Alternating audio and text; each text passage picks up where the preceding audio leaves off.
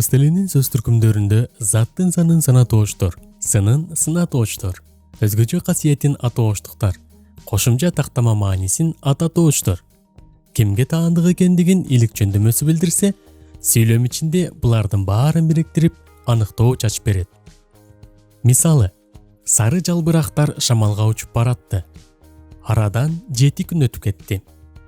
Өткөн күндөрүң кайрылып келбейт. Ал бала бир заматта көздөн кайын болду. Айылдын аксакалдары бир дөбөгө чогулушту. Чоң атага жыгаш кесеге тамак куюп беришти. Биринчи сүйлөмдөгү сары сөзү өз алдынча сынатооч, сүйлөм ичинде заттын сынын билдирип, анын кандай экендигин аныктап, аныктооштук кызматты аткарууда.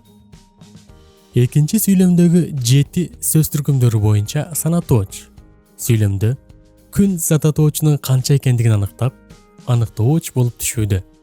Үчүнчү сүйлөмдө өткөн сөзү этиштин өзгөчө формаларынын бири болгон атооштук. Сүйлөмдө күндөр зататооч сөзүнүн убакыт сынын көрсөтүп, кайсы күн экендигин аныктап, аныктооч болууда. Төртүнчү сүйлөмдө ал сөзү ататооч. Сүйлөмдө бала зататооч сөзүнө шилтеме маани катарында келип, кайсы бала тууралуу сөз болуп жаткандыгын аныктап, аныктооштук кызматта келүүдө. Бешинчи сүйлөмдөгү айыл сөзүнүн илик жөндөмүдө келип, сүйлөмдөгү аксакалдардын айылга таандык экендигин көрсөтүп, аныктап, аныктооч катары тактап келүүдө.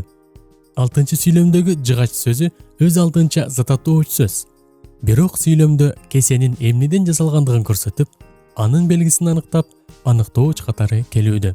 Демек, аныктоочтор сүйлөмдөгү заттын санын, сынын, кимге таандык экендигин, аны кеңейтип ачып берүүчү өзгөчө белгилерин көрсөтүүчү, иликтеп, тактап, аныктап берүүчү сөздөр деп кыскача жыйынтык чыгарууга болот. Ошону менен бирге эле кандай, кайсы, канча, нече, канчанчы, неченчи, кимдин, эмненин, кайдагы, кимдеги, эмнедеги деген сыяктуу формалдуу суроолорго жооп болуп түшөт. Бирок бул суроолор формалдуу гана. Ушул суроолорго жооп берген бардык сөздөр аныктооч болот дегенден алыс болуу керек. Дагы бир нече мисал.